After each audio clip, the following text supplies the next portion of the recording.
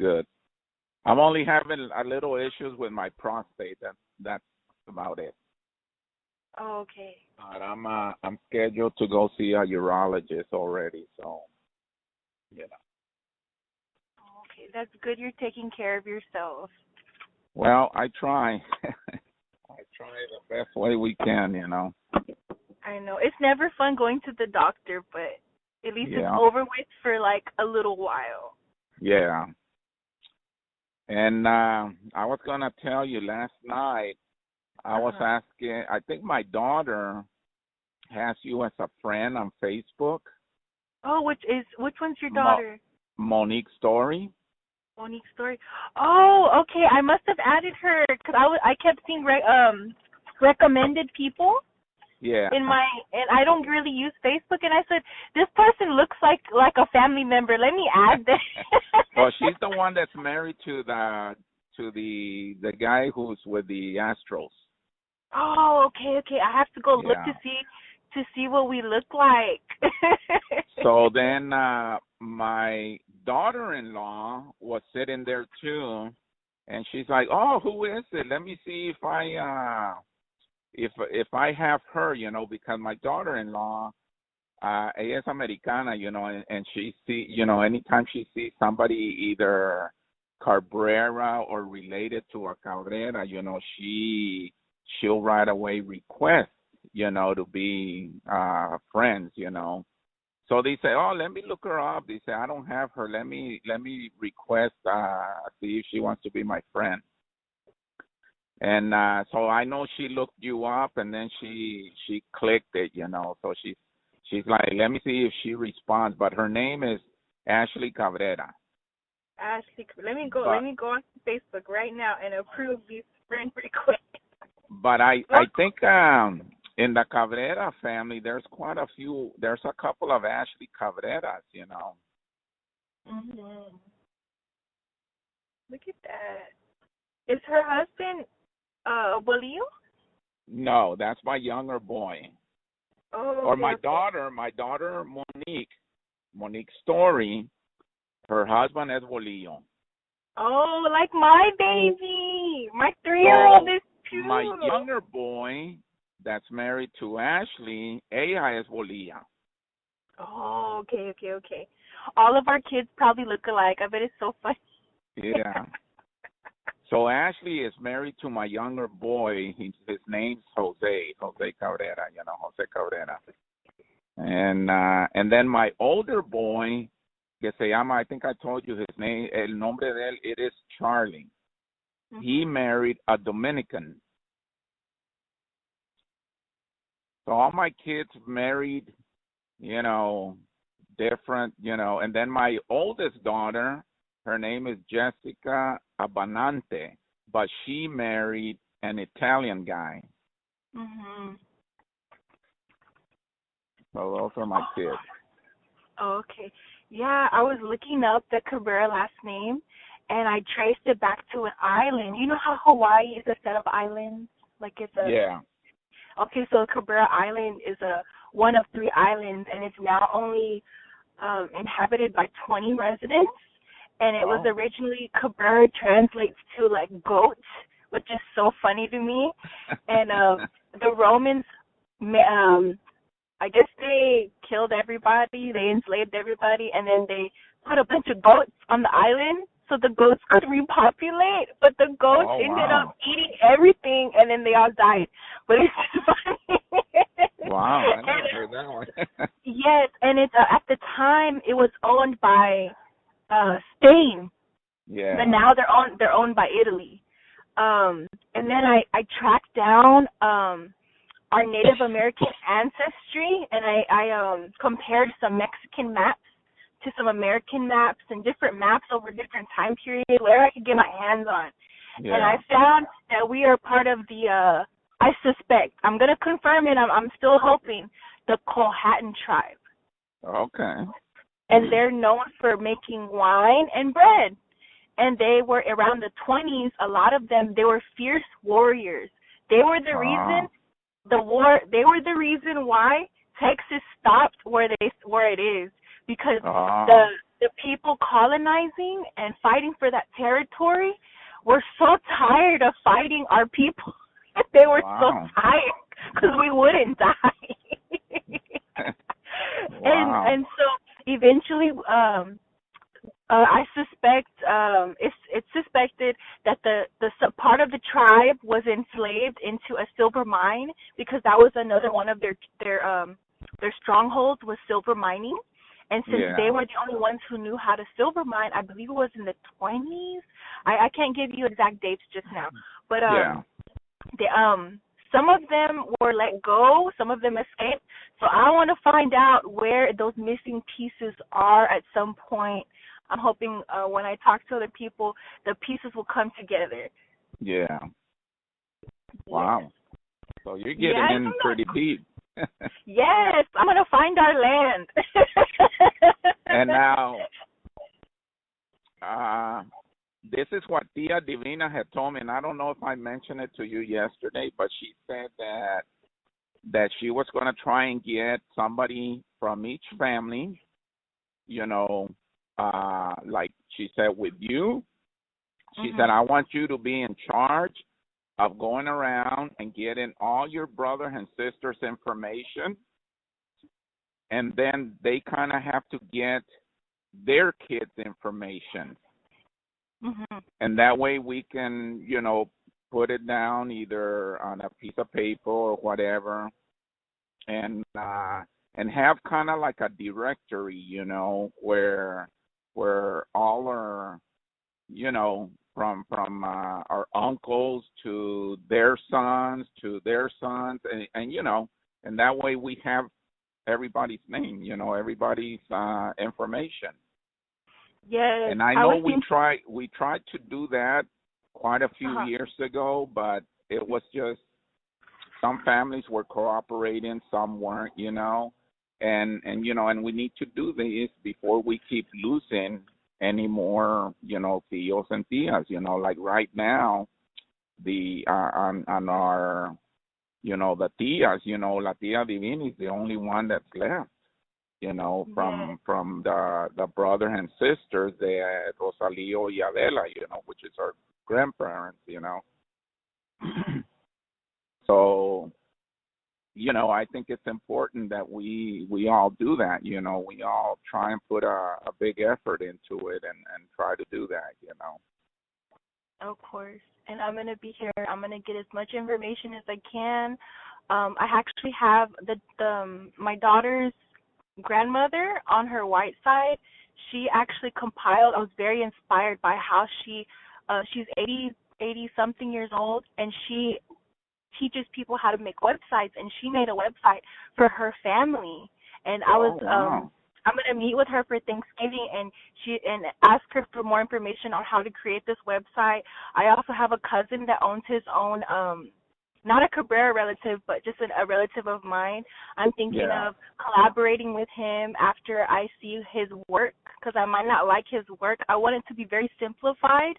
I want to have spoken word. I want people to be able to hear our voices, and I want Yeah. to be able to put what do you call it, subtitles in English and in Spanish, and I want to Uh-huh. create some type of usable timeline, like a literal timeline on a website where people could scroll, like, oh, what was the Cabrera family doing in 1920, and then scroll. Yeah. But I have to find the right person who sees my vision. But until then, I want to Oh, have like a version of it, and then maybe if we have enough of a story, we could write a book. But until then, I want to have some type of, something down on paper. My Tia Tencha, not Tia Tencha.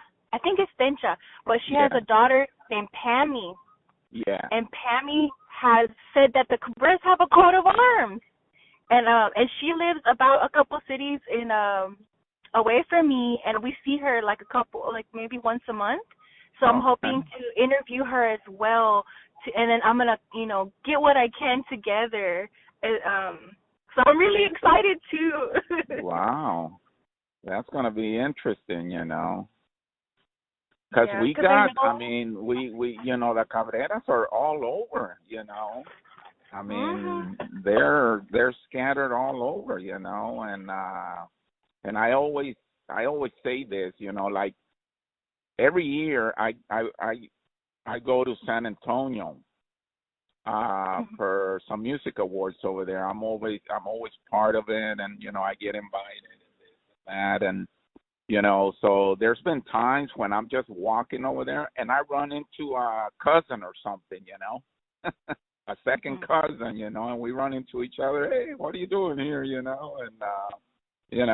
and it's funny because you never know where you're going to be and somebody's going to live there. But if you don't have that information, then you don't know, You could probably walk down a street and pass each other and not even know you're related.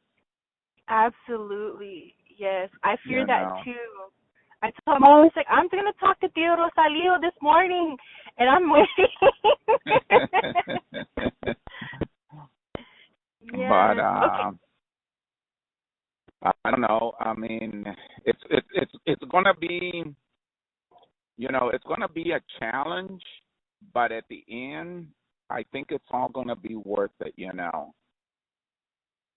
what you're doing, But again, to make it easier for you, everybody has to that set of mind with a positive attitude and ready to support you, to be there for that journey that you're taking, because I know it's not easy, but it can be done, if everybody puts, a little part in it, So, keep doing it. And I forgot to ask you, how old are you? Oh, I was born in 1992, and let me calculate for you because I still don't know either. Okay. I'm 28 years old.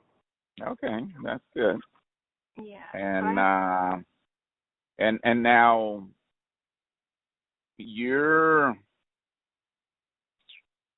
how many brothers and sisters do you have?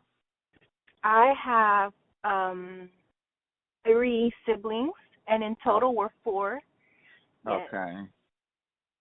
All right. Now, how about Richard Cabrera? Richard Cabrera is my mother's cousin. Your mother's cousin. Okay. Yes. Because I just contacted him last week. I saw that he has, like on weekends, he does fishing, like a tour guide type thing for fishing. And I saw a phone number on it, so I'm like, let me write it down. And I'm going to, every time I see somebody's phone number, right away I get it and I enter it into my contacts. So I said, I'm going to send him a message. And Richard, I hadn't seen him.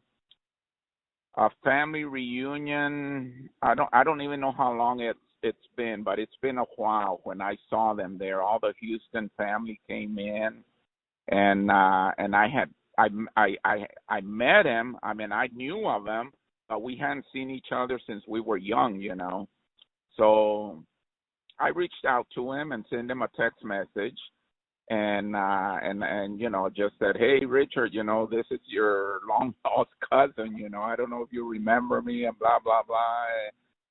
Just want to reach out to you, and that way you have my information, and, we can move on from here, And, he responded later in the afternoon. He's like, hey, Primo, yes, I remember you, and you're all in Florida, and and I'm glad that he remembered who I was, And he's like, yeah, he said, last time we seen each other was at one of the family reunions, And I think he's got a brother also, what's his name? Is it Ronnie or I can't remember, but even him, I haven't seen him in a long time, So, but so I should tap into the Houston base and see what they have before I start kind of reaching out of Texas. Yeah, I mean, I know there's a lot of them there. I have a half sister that lives in, what's it called? It's I can't remember. It's a small city, but it's way, way outside of Houston. Like closer to the Gulf. But she's, she's also trying to find out a lot of stuff of the Cabreras. Because she was my dad had her with somebody else, and then I guess they lost track of each other or whatever. But she always wanted to know a lot of the family history because she has lost, I think, two sons, due to medical issues, and she was just trying to find out what kind of history, our dad had and all that,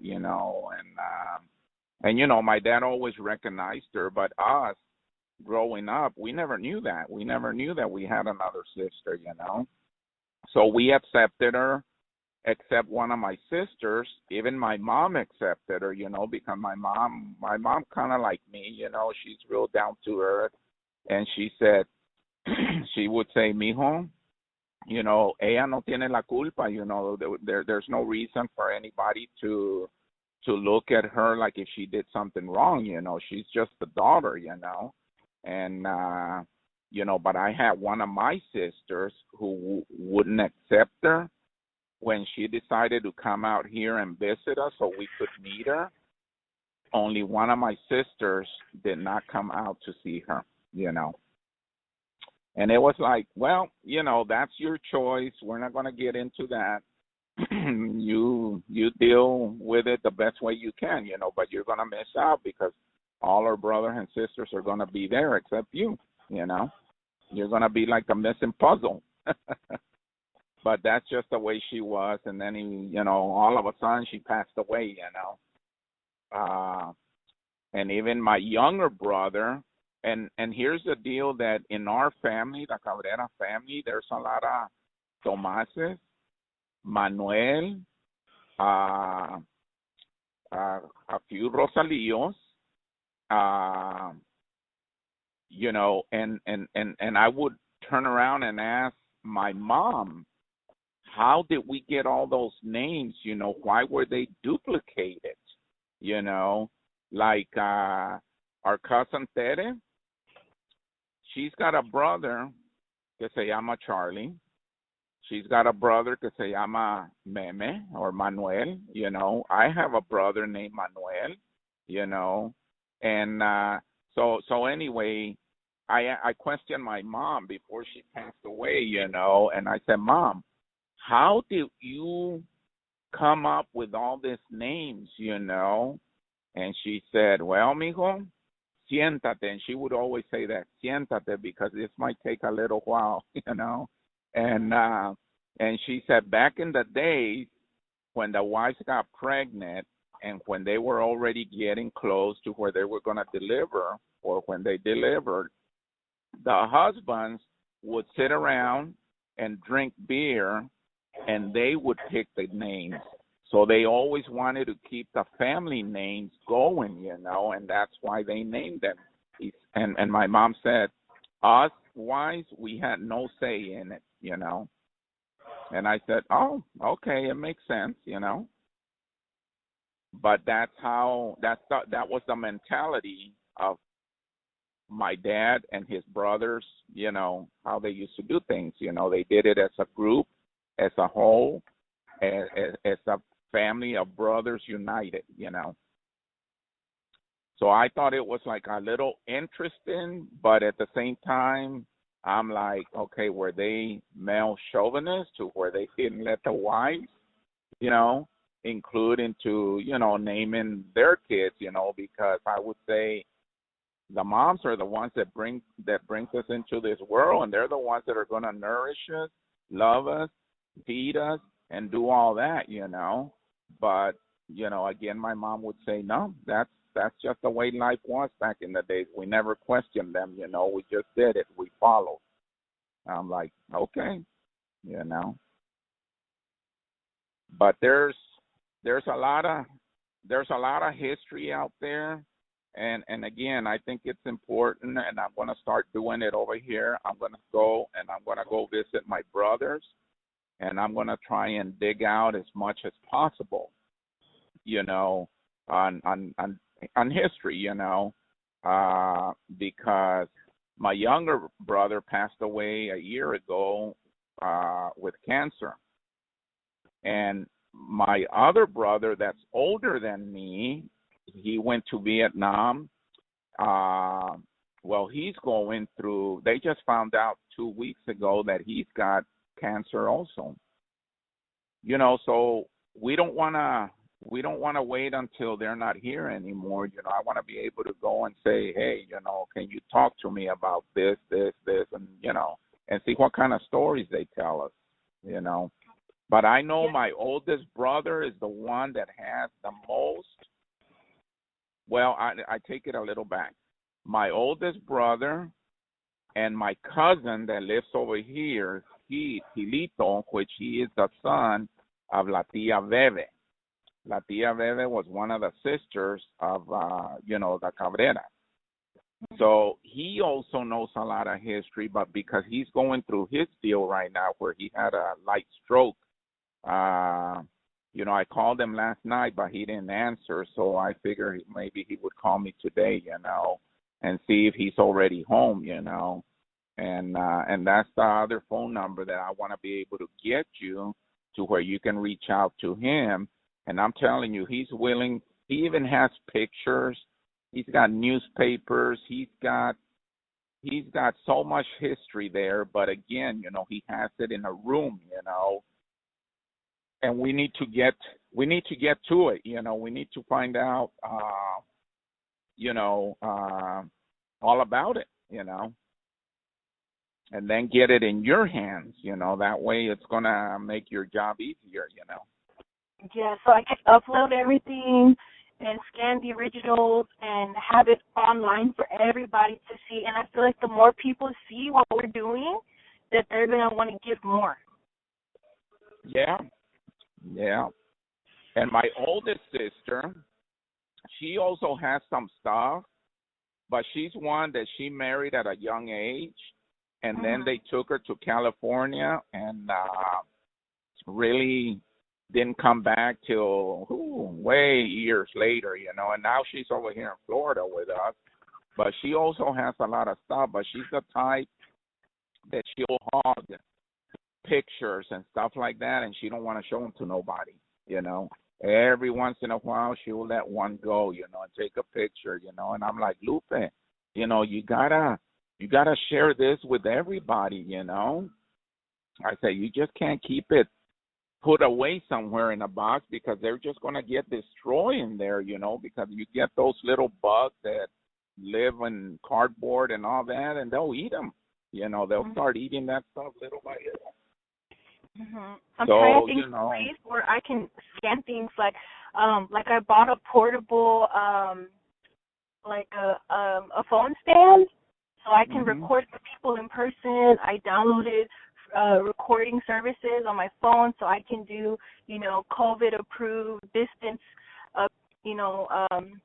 capturing for those who are concerned about that in their elderly condition. And I'm trying to find ways where I can be mobile. How can I be mobile and move a scanner somewhere? What if they don't have Wi-Fi? What do I do?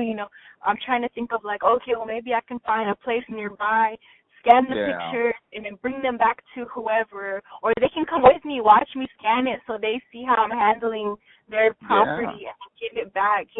Just to be respectful and make this comfortable for everybody, because I know it's difficult. Some people don't like to remember people they've lost, and it makes them sad, and it's hard, and I understand. Yeah, that's true. But at the same time, you're preserving the history, and they need to understand that, that that's what you're doing, And I'm trying to see, and I'm going to try something different over here with our family. And again, because I've always been in sales, people used to tell me, you can probably get a empty water bottle and write on it sunshine, Florida sunshine, and you could probably go out there and sell it because of the kind of salesman you are. And I'm like, oh, okay. So I'm gonna try a different approach. Okay. And I'm gonna go around, and I know it's tough for people right now, losing jobs, not working, people who retired, family members. But one way that I attack them, and I tell them, because I do it through my internet radio station, I tell them, I'm like, hey, I have people that don't know me that are different states, okay? California, Michigan, Minnesota, wherever, I said, I have people over there that don't really know me, but they know what I do and they support me. I said, it's a shame that here I have family members that know what I'm doing, but you all can't even support me.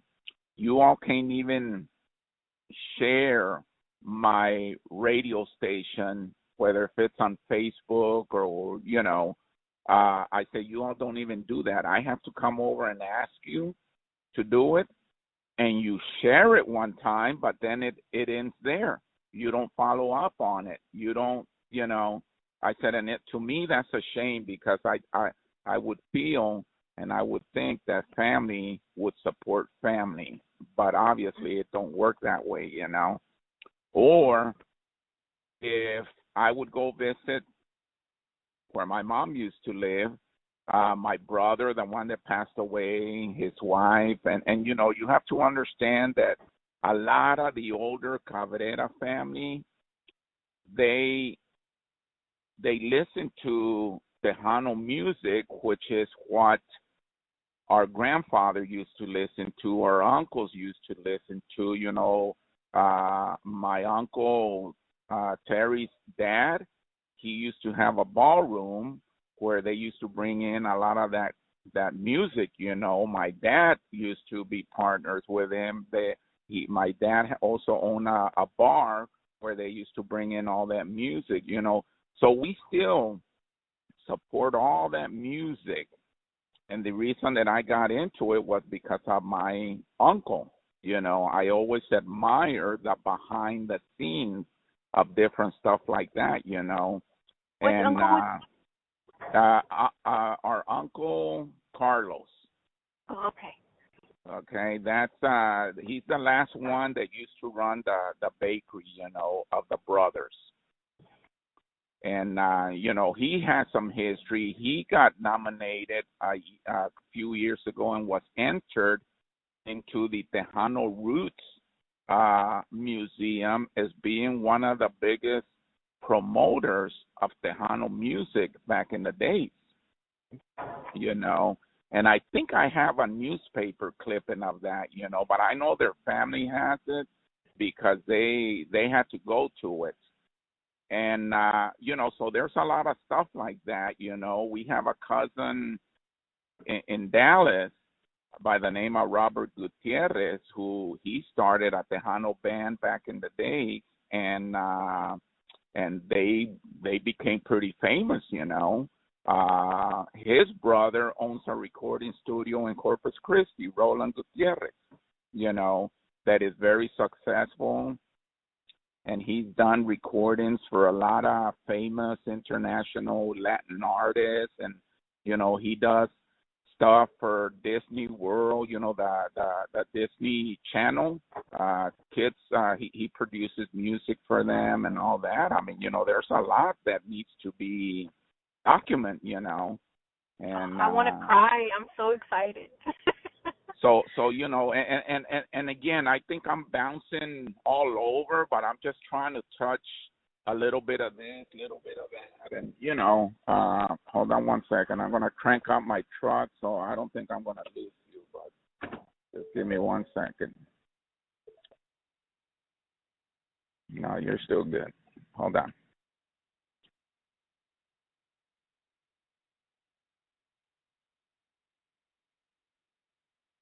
Okay. I want to touch bases on as much as I can, but hopefully we'll have time to sit down somewhere or meet up, and you know. But what I was trying to get to is I'm going to try with my family to see if I can go around and maybe see if they're willing to do a little donation to gather up some funds. And whatever we get, we send it to you to help you out with whatever you're buying. Or if you got to travel and go see somebody, at least that'll kind of help you out. Okay. You know what I'm saying? And I'm thinking that once we do maybe our part, maybe I'll reach out to like another family member and see if they can do the same thing, and try and get everybody to support you, because I understand what you're doing, and you're going to have to be putting money out of pocket to do that. I didn't even think about it. I was thinking, oh, this is going to be this is the modern day, and I was thinking everything could be done on the internet, but I'm not thinking about the older generation and how we won't have access to the same things. It didn't even cross my mind until you mentioned it. And I'm pretty sure I have a few of them out here that will support me, and I'm going to tell them, especially the ones that drink alcohol, I'm going to tell them, hey, instead of investing $20 to whatever brand it is that you're drinking, stop giving them that money for one time, and let's help out her cousin for what she's doing, And I'll find the right words to tell them, and a lot of times I kind of put them in a spot, and they're like, you know what, I never thought about it that way.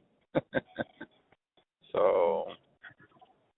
Theo, I want to ask you those like a few odd questions. You're probably driving, but there's some easy questions. Yeah. Okay. So can you tell me about someone you'll always remember? I always go back to my grandmother. Mhm. And because of the memories that I had with her, also because she was more of a kind person, she did stuff, and you could always see that when she did it, it didn't come from her mind, it didn't just come out of her mouth, but it came from the heart, and that's what she always poured out. And I still carry that with me, and I tell people, stop thinking with your brain, think with your heart. And I stop them right on their tracks, and they think about it, and they're like, you know what, that's very true. So when you kind of throw something at somebody, but in a good way, you stop them on their tracks, And my grandma was like that. My grandfather was more, how can I say it, more like just an average guy, but he had his good intentions, but, I never saw anything come from his heart. I always, it would always come out of his brain and his mouth. With my grandma, it was from the heart. So that's why I always, remember her, Okay. And then can you tell me about someone who has had a big influence in your life, and what lesson did that person teach you?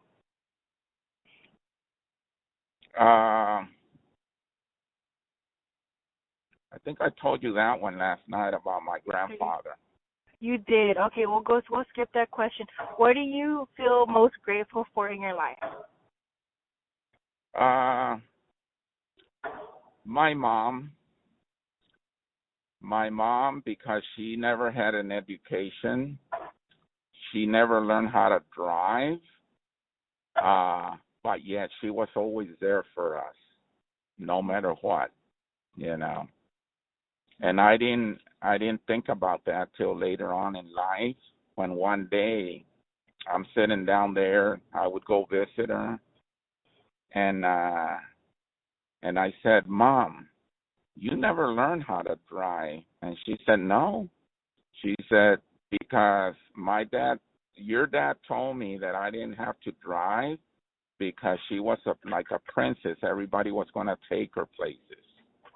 Aww. And, so stuff like that to me meant a lot, of how they used to say stuff to each other, And then even up to like the last month that I hung around with her, I said, Mom, did you ever want to learn how to drive? And she said, no, mijo, no. She said, even though I didn't drive, you all still had food on the table. I always cooked for you all. I always took care of you all. And, it was true. Mm-hmm. And so what are I know we touched on yesterday about your Tio Chale, and what are some of the most important lessons you've learned in life? Respect, Mm-hmm. honor, Mm-hmm. and treat people the way you want to be treated. Yes. And that came from a few of my uncles, but especially my Uncle Chale,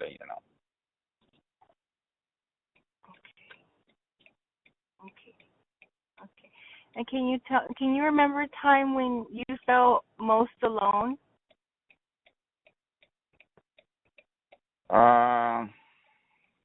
I think I mentioned that a little bit more. It was more like when we started a new school. Okay, and then I can touch Yeah. back on that. Okay, and if you could hold on to like a memory, what was your favorite memory?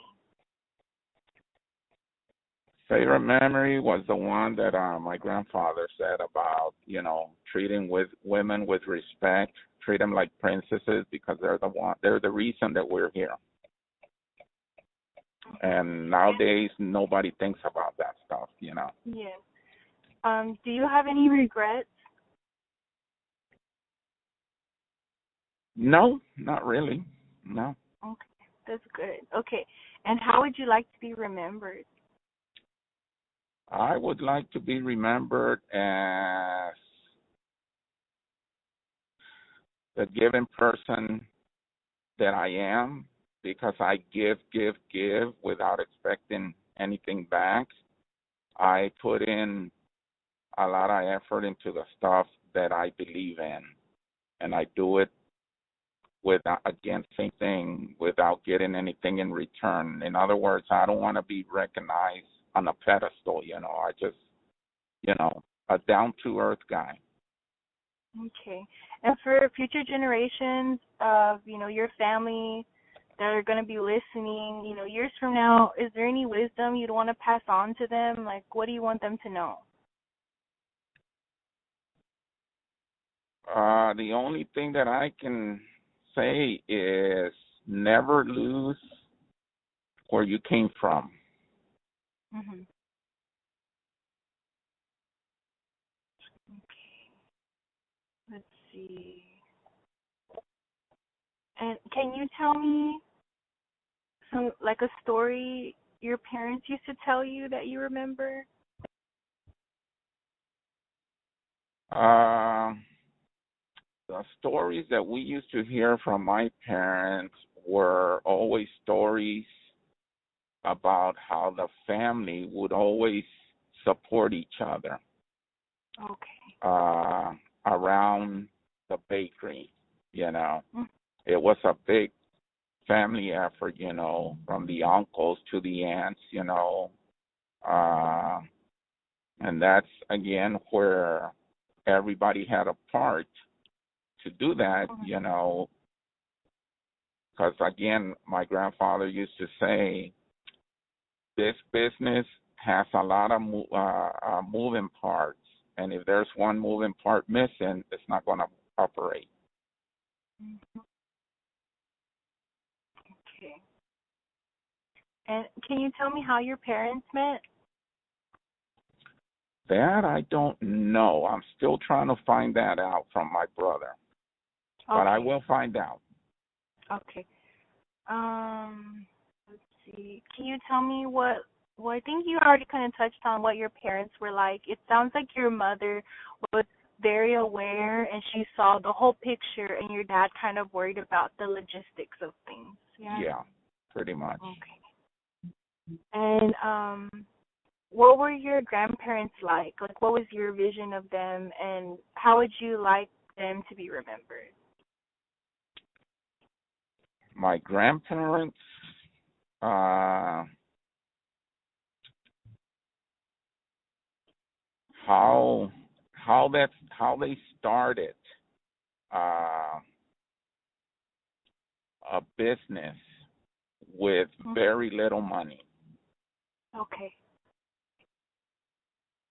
Okay. And I want to ask you about raising your children and what that was like for you. And you just seem like such a wonderful father. When when did you become a parent, and how did you feel? Well, the first, hold on one second. I'm gonna be going into a gated place here. Give me one second. Okay.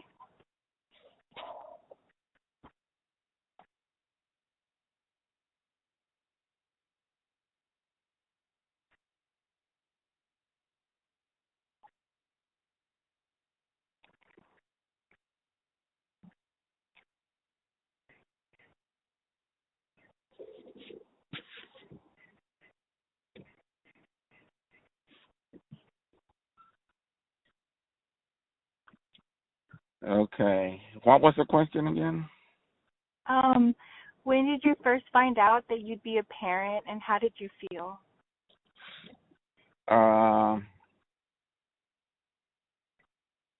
First time that I found out that I was gonna be a dad, I was so excited that I wanted to go, and first one that I wanted to go tell was like my dad, and I wanted to let him know that I was going to start my own family and that I was going to do things a little different but with love. Mhm. And I don't know if I was trying to send him a little message, and I never got to tell him that because he had a stroke. Mhm. And ended up in the hospital, and then from there he just went downhill. So with my first one, it was kind of very sad because I was so excited and I wanted him to know about it, and he never got to, you know, see that. Mhm. And I always felt that I was a little special with him because out of all my brothers and sisters, I was the only brother that my dad ever bought a brand new car Oh. off of a showroom. Brand new, Wow. 0 miles, and he never did that to none of my other brothers or sisters. Wow. But he was one that left us kind of a little bit too soon, you know. So Mhm. when I see my oldest daughter, that always runs into my mind, you know, and it's sad, you know. I shouldn't even look at it that way anymore, you know, but I do. I know. Yeah. Can you describe the moment when you saw your oldest child for the first time? What was that like for you? I know you said you were excited, but. Well, it's an excitement that you just can't duplicate because it's the first one. It's just different, you know. And even right now, you know, the story that me and her have, you know, you know, when I see her, I get so excited, you know. It just makes me feel, you know, just makes me feel so special, you know, with her, you know. And I remember that her mom, when she was pregnant, uh, she was there, you know, seeing my dad while he was in the casket, and she was like, you know, introducing our daughter to my dad, you know. So it's always emotional for me, but it's also exciting, you know. And even up to this day, like if I were to see her today, I go over and I give her the biggest hug, the biggest kiss, and I always tell her, Mija, always know that I love you from the bottom of my heart, and it just Mhm. brightens her day. Mhm. So how has being a parent changed you? It changes me because I have to set an example. Mhm. The way our aunts and uncles used to do. They always try to set that example, even knowing that that you were doing a lot of stuff that you weren't supposed to, but in front Mhm. of you, they would set that example. Mhm. So I always do that, even with my grandkids, setting an example. And it's funny that today, because at the doctors, they're going through a new system, and the nurse goes, Charlie, I'm going to have to ask you questions. You might think they sound stupid, but, we got to enter all this in the computer. I said, okay. And one of them was like, do you wear a seatbelt? And instead of me saying yes or no, I said yes, because I have to set an example for my grandkids. She said, oh, no, you can just say yes or no. I said, okay. But that's the way my mind works. I have to do that. Mhm. And what are your dreams for your children? I know they're grown up now, but The dreams for them is, I mean,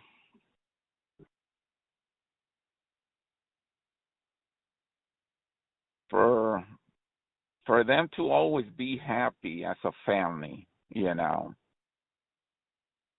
because sometimes I catch my boys going against their wives for stupid little things, and I have mhm. to kind of get in the middle and say, hey, you know what?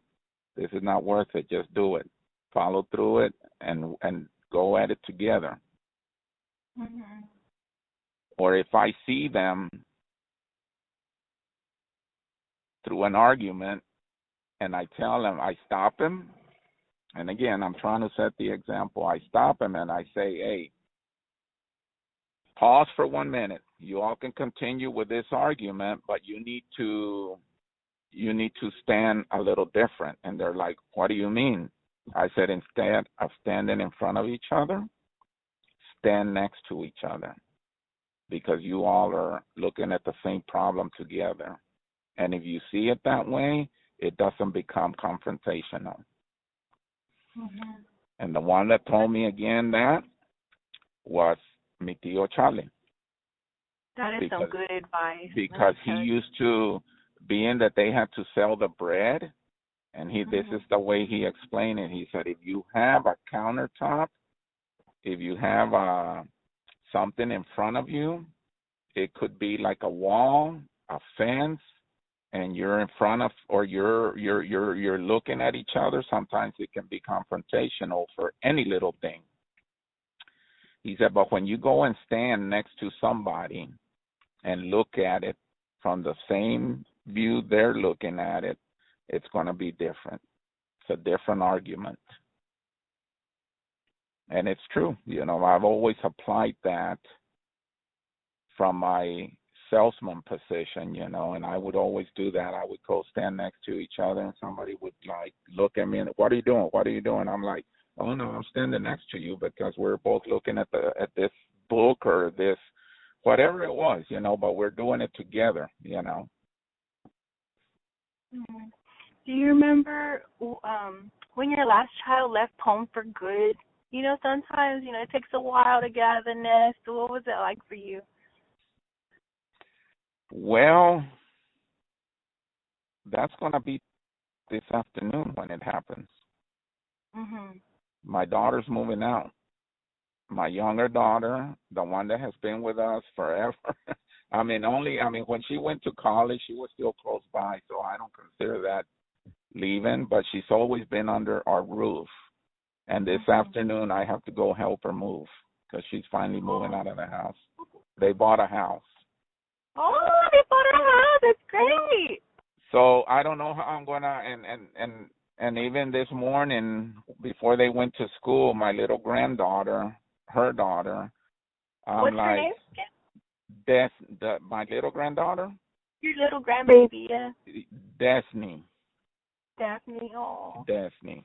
So I'm like, Destiny, I'm sad, and she looks at me. Why you sad, Tito? I said, because you're not gonna sleep here tonight. You're gonna be gone. And she looks at me and she goes, Tito, I'm only going down the street. You can always walk over there and come visit me. Oh, so cute. And I'm like, oh, okay. I said, well, if it's that close and because I'm old, how about if you walk over here and come visit me? She said, no, I'll do better. I'll go on my bike. I said, okay. So, Oh. but, it's happening today. So I've been a little, it's like, it'll be okay. Yeah. Wow, I didn't realize how busy you are. So busy. Yeah. Okay. And do you have any favorite stories about your kids? I mean, I got a bunch of them because I did stuff with them, like again, growing up, we never did much with our dads, and if we did, it was work, so I never had that with my dad, but he was a provider. He always had stuff for us, did stuff for us. But like a father and son playing ball, going fishing, doing stuff like that, never. So I do that a lot with all my kids. I'm even doing them with my grandkids, Which activities? Which activities?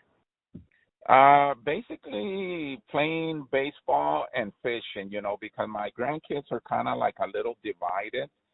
My oldest boys, they love fishing.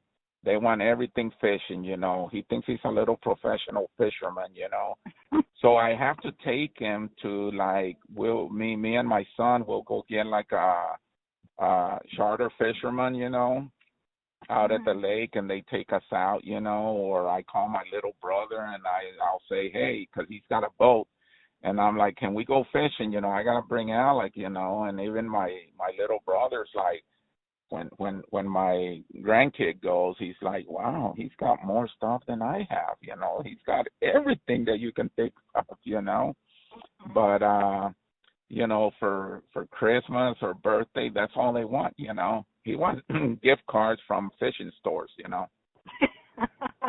Well, that's good that you're building those bonds. So I think it's important that the grandparent needs to be there, even for the grandkids. Me too. Mm-hmm. Yes. Okay. How did you choose your children's names? I think I kind of let my wife do that. Except one, my daughter, the one that's moving out, her name's Monique Mercedes. And my wife always wanted a Mercedes, and I used to say, we can't afford it. So when she was born, or, my wife's like, oh, I'm going to name her Monique. I said, well, why don't you add Mercedes to it? And now you got your Mercedes. And she said, oh, okay, and that was it. So she became Monique Mercedes. Oh, the other ones, my wife picked them, I let her do that. Okay. What were some of the hardest moments you had when your children were growing up? It sounds like you had, your hand in a little bit of everything at all times. The hardest thing was trying to get them to every sports that they were trying to get into, because me and the wife had to kind of like split up sometimes for them, because between soccer, basketball, football, baseball, they all had something going, and it was always the opposite way. So me and my wife are always going crazy trying to do all that. Okay. What advice would you give me about raising kids? Only advice I can give you, And again, I tell this to everybody. When you do something for your kids, do it from the heart. Think with your heart, and everything will fall in place. Okay. Okay. And how did you meet your wife? I met her through uh, my younger brother had a girlfriend, and I don't know if I mentioned it to you, but I was married before, and I went through a nasty divorce. Mm-hmm. And so I was down. I never wanted to do anything. I was drinking too much, and my little brother, the one that passed away, would always invite me to go to dances and here and there, and I would always turn You him like down. to dance, Theo? Yes. Me and my Good. wife used to do competitions. Wow, look at that, fancy but dancing. but now, but it was back in the days when it was disco time. And we do a lot of Spanish dancing also, Well, we used to. I can't do it too much anymore. Okay. But I my brother kept asking me, I'm gonna go to West Palm Beach, you want to come, and we're gonna meet up with my girlfriend, and she's got a friend, and she needs to hang out with somebody, and finally I agreed. I said, all right, let's go. So they ended up going to a dance, and I went. So I said, okay, which one is she? And my brother pointed her out. She said, it's that one over there, and blah, blah, blah. I said, okay. So I would stand and wait for a song to come on, and then I would try, going to where she was so I could ask her to dance. But by the time I would get there was this guy with a long beard, scruggy looking, and she would always get up and dance with him. So then I'd make a U-turn and go back where I was, and I would tell my brother, no, man, I'm not, I think she's got a boyfriend. And so he's like, no, you just got to keep trying. So I would try it again, and boom, they would get up and dance. And then, 3 times, 4 times went by, and I said, no, I don't want to be here. Let's go. I'm pretty sure that's the boyfriend. He said, come on, bro, you got to be a little bit smarter than that. I said, what do you mean? Go stand closer to her, and as soon as that music's going to start, reach out to her and give her your hand. So I did it, and she turned around and looked at me, and we started dancing. So then when the song finished, I sat down, and I didn't move away too far. So then when another song came on, boom, I was right there again, So I'm like, okay, I got it. And then I think we danced 3 times, and then I went to go dance with her. And at that time, the same guy that was sitting with them got, right away said, hey, let's go dance. So he beat me to it. And I'm like, shit, okay. So, then finally it started working again. And, I was able to dance. And then before the night was gone, we kind of crossed words. And, I asked her name and this and that. And I said, well, what do you do? And she said, oh, I'm a hairdresser. I'm like, okay. And she's like, where are you from? I said, well, I'm from Belgrade. I'm here with my brother Meme. And she goes, oh, Dina's boyfriend. I said, yeah. And she goes, oh, okay. And then, again, we started dancing. And then before the night was over, I said, well, where do you work? And she told me that she worked at a mall. And she told me the name of the place. So it just happened that was a Friday night. Monday I had to come to West Palm for work, and I remembered where she was, so I went over there and I went to go look for her, and she saw me and she's like, oh, hi, what are you doing here? I said, oh no, I was in the area. I just thought I would come by and visit you real quick.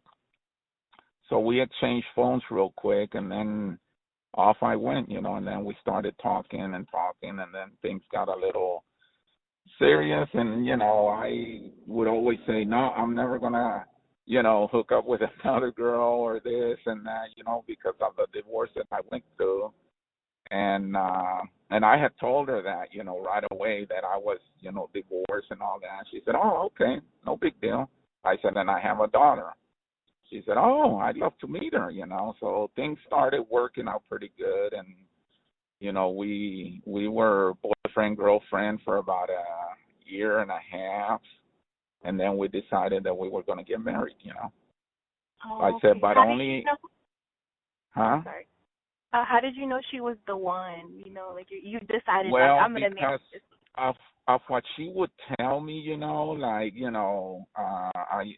said, if we were to, because she asked me, would you ever get married again? I said, only if the one that I marry will promise me that it's going to be a lifetime commitment. I said, because that's what I'm looking for. Mm-hmm. And she said, oh, okay. And then years later, or, later, she, when we started talking about it, and she said, well, I'm looking for the same thing, And I'm like, oh, okay. I said, but I used to be married. She's like, that's okay, So then we decided that we were going to do it, Mm-hmm. And we did it, and we've been together ever since. And how did you propose? We were out walking on the beach, and I just dropped to my knee and I asked her if she wanted to marry me, and she wasn't expecting it or nothing. We really didn't talk about it, and right away she said yes. I said, well, okay, then I have to go meet your parents, and that's when we kind of made it official. And what were the best times and like a difficult time, like the most difficult? Through our marriage? Yes. Well, when we first got married, we didn't really have it that difficult because her parents were always there for us, and I literally had to move away from where I was to where I'm at now, and her parents were always very, very supportive, and they were always there for us, whether if it was money or, then I started working for my father-in-law, and, so things were great, I was, he would take care of me. His work was same thing, migrant worker, Oh, okay. Yeah, because my wife she's from the New Braunfels area. That's where she was raised, but she, her family also migrated, around. So that's how, we had a lot in common, And her dad was a big contractor out here that used to be in the tomato business, Okay. And can you tell me more about your work? Like, how did you get into the line of work you're in? What did you think you were going to be when you grew up? Well, I always looked at myself as being a business guy, a business owner, and, through my career, through my lifetime, I've owned, let's see, with this one here, 2 businesses. And, because I always used to say I want to be like my grandfather, I want to be like my grandfather, owning business. I want to be like my uncle. So the first business that I started was, it was called, the back in the days, like the bumpers on cars that are made out of chrome. Yes. That's what I used to do, chrome plating. I had a big shop that, we did all that. Oh, okay. And then eventually I sold it, made enough money, helped my wife start her own hair salon, and she's Ooh. still doing it. She still owns her own hair salon. What's it called? So her salon is called Temptations Hair Salon. In Florida. Okay. And the reason that I got into like chrome plating was because I've always liked to do stuff that makes a difference when you're done doing what it is that you're doing, the beauty that comes out of it. So I did a lot of show chrome for like classic cars, for boats. I did chrome plating, gold plating. I would get like a rough piece of metal, buff it, shine it, plate it, and then when you would look at it at the finished product, it would like shine. Mhm. Do you have And like a now, favorite? huh? Do you have like a favorite story from working? I know you've had many different hats. No, it's just everything about it is, it's always interesting. It's one story after another because, you can bring something back to life. I always believe that, you can always bring back even somebody's soul, if they're having a rough time, and if you go and you look for it, if you look at it in a positive way, you're going to look at the good stuff on it. Mhm. And now with this business that I do, I do a lot of landscaping, so even, I go into people's houses or shopping centers or whatever the case may be, and we go in and might be looking ugly at one time, but once we're done, you can kind of stand there, and when you bring the people over, they always say the three-letter word, wow, So when I hear that, that just makes me like, okay, I completed my job. I made somebody say the three-letter word. Okay. So making a difference in something is important to me. Okay. Okay. Let's see. Um, let's see. Family heritage. Do you know any family stories? Well, I think you did tell me a couple family stories. Like any like funny family stories you can remember? Ooh. Or like a joke, like a word you always said, but no one else knew what the word meant, or. Well, there's a lot of those. I know. It's hard to pick one. Yeah, it's hold on. I'm gonna be turning here, so give me 1 second.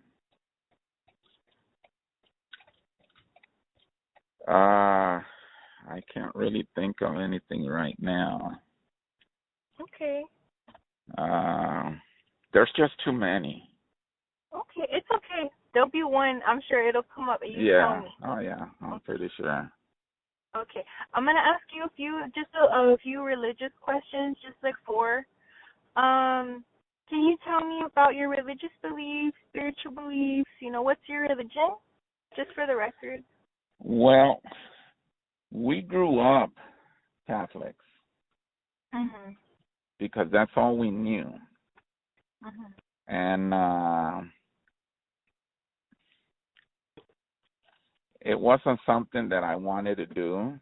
But, again, my mom would go wherever my dad took her, so a lot of times it was, and even in Robstown, our grandma, big Catholic supporter, and again, the churches there in Robstown used to order donuts from the bakery, so it was huge. But now that I'm older, I chose to become just a Christian, Christian guy, God believer, and that's it. And also, I got away from the Catholic, and I think what I would want to do there is maybe I can answer that on a different time when we're more alone, Okay.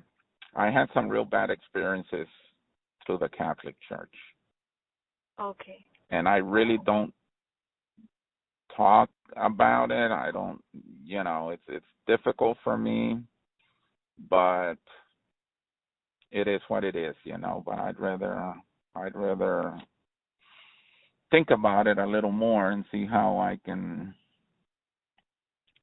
I can open up with you. Of course, of If you course. don't mind. No, and I appreciate you telling me. It takes a lot for someone to tell you yes, but maybe later. Yeah. Yeah. Yeah. Do you ever think about like how do you imagine death? Because you're my elder, you've had so much life experience. What is your perspective on what you think death is like? How death is like? Mhm. Like, is there I an afterlife? You know. I think this is just my belief, and I think that once you reach that point, you are free from everything. Mhm. Mhm. No more worries, no more pain, no more suffering, no more hunger, none of it. Uh, so you become that free person you know, that you're supposed to be. Mhm. Okay. Do you have any last wishes? I know you're far from being dead, but I just want to ask. uh, not, not really. I'm not the kind that I wish for this or wish for that. I just, Mhm. I just, if I want something, I just go for it and make it happen. We You can know. learn a lot from you, Theo. We can learn a lot. Let's see. And have you experienced any miracles or happy Uh, coincidences? mm, miracles. I don't think so.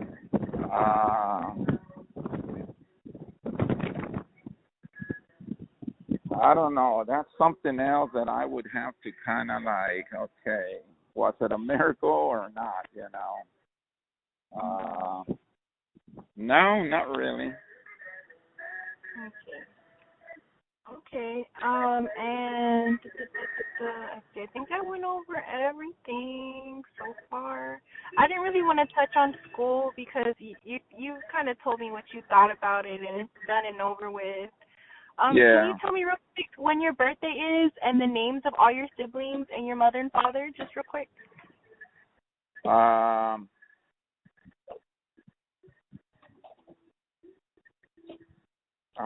I'm at a gas station, so just give me 1 second here. Okay.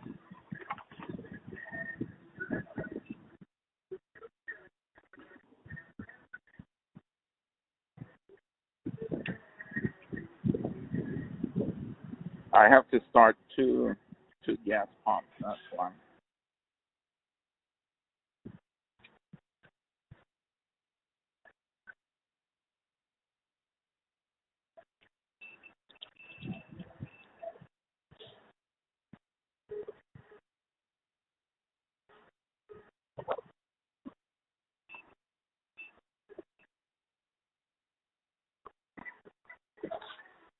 Okay, what was it again?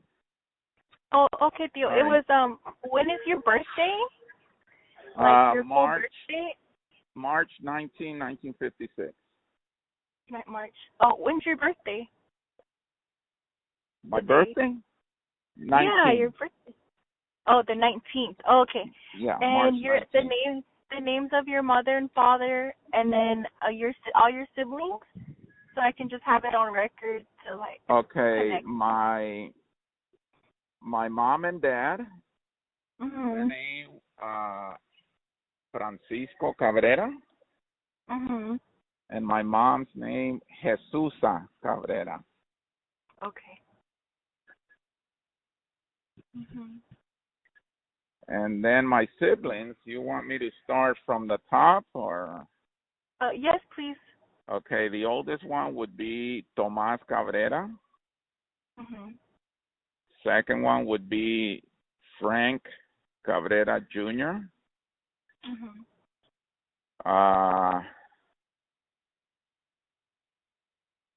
Lupe Garcia. Mhm. I'll say their names now, because they're married. Mhm. Jose Cabrera, Mhm.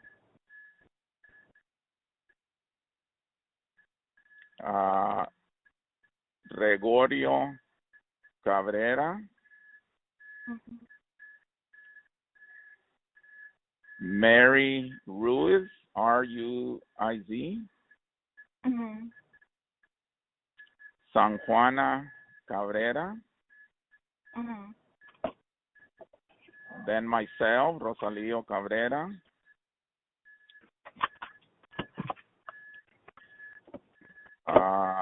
Manuel Cabrera,